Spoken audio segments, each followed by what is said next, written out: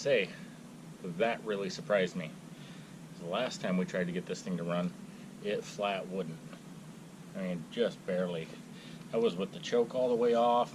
You could hear the centrifugal clutch just clanging away. This thing's tired. Hasn't had an air filter on it in 7 years that we've owned it.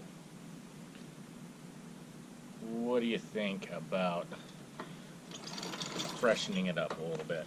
Get in there. Welcome back. So,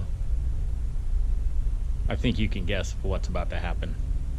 But for you to be able to see it, you're going to have to subscribe.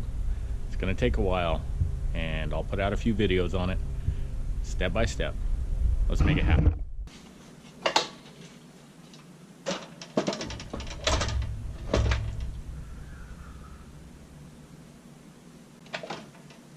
I think that'll work.